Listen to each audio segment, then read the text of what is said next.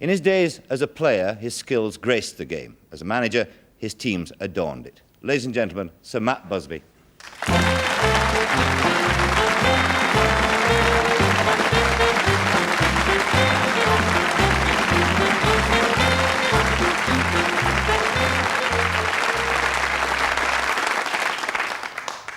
I've been reading your book this week, which is coming out, and in fact going to be serialised next week in the Express.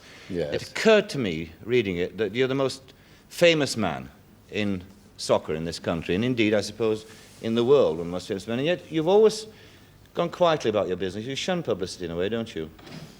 I think I've had this preamble of going and doing a job and trying to make it as quietly and as sufficiently as possible, rather than be shouting out, because it's very dangerous to shout.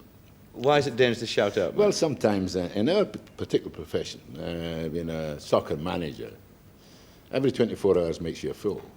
Yeah, it's a fact. Every 24 hours can make you a fool, because you can forecast something in the 24 hours, it's upside down. Yes. So probably this is one of the reasons why I've always said to myself, made a rule to wait for 24 hours. Yes. Well, what about somebody who doesn't wait for 24 hours, like Brian Clough, for instance?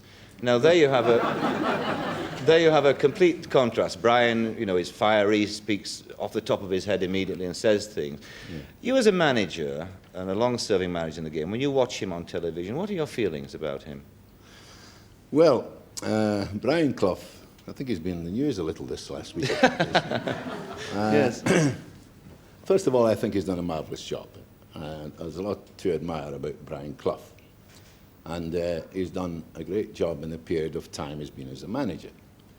But I do feel myself, and of course natures are different, he's got a different nature from me, but I do feel many, many a time he causes embarrassment for himself by probably, if you like, I dislike the fact that he criticises managers, or he criticises this and criticises another thing, whereas he'd be far better confining himself to his own club and doing it from there. Mm.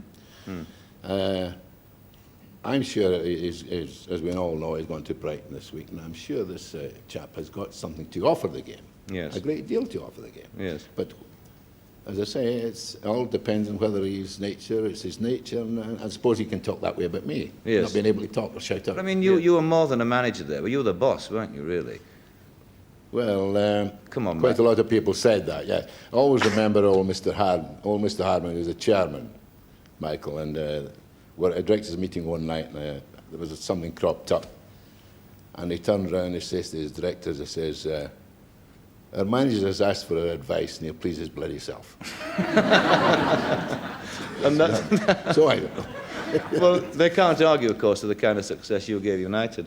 The other thing, too, about your football teams, they were always entertaining football teams. You had a very simple philosophy about football, Matt, didn't you? You like to see great players, great skills, goals being scored. There's not a lot of it around nowadays, is there? I regret to say no. I'm afraid we're in a phase at the present time where actually skill is at a discount. And people who have the necessary skill, talented, genius if you like, they are actually not allowed to play with this system we're playing.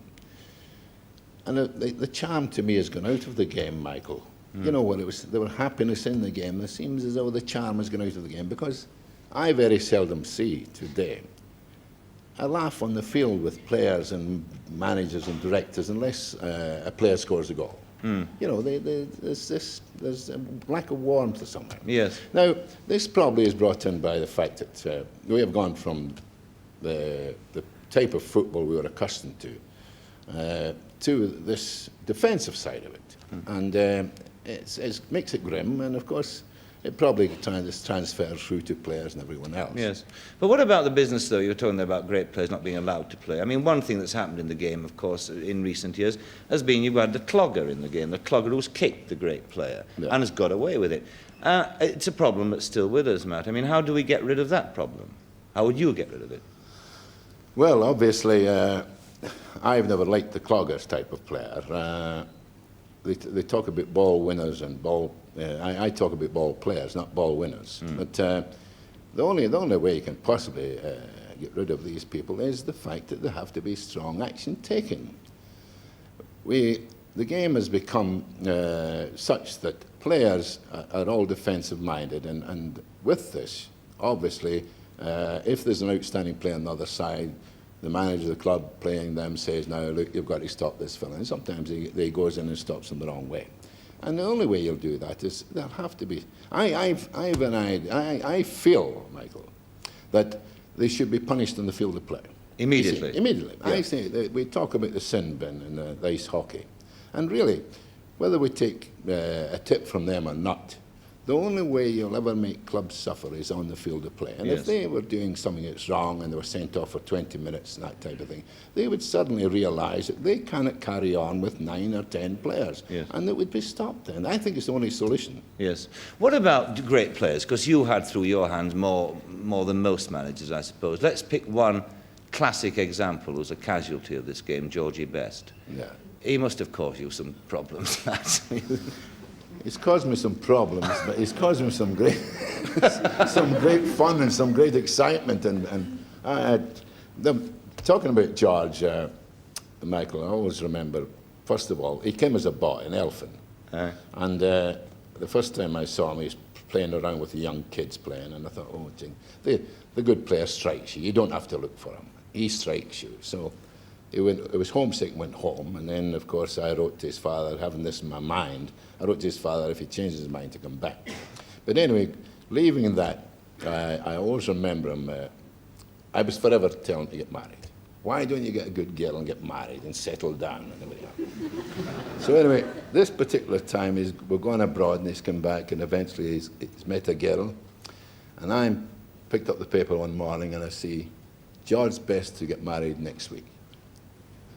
So I went down, I couldn't get down to the ground quick enough. And when I got down there, I called him and I says, what's this all about? He says, what, boss? This in the paper this morning. You're going to get married next week. You don't know the girl 3 weeks. 3 weeks you've known the girl. He says, what's wrong with you? He says, you're always telling me you get married. He's got tremendous ability. He's a genius. He's a great. Is it the best you've ever seen, you think, Matt? He was gifted with the most natural ability of any player I have ever seen. Really? Yes. Yeah.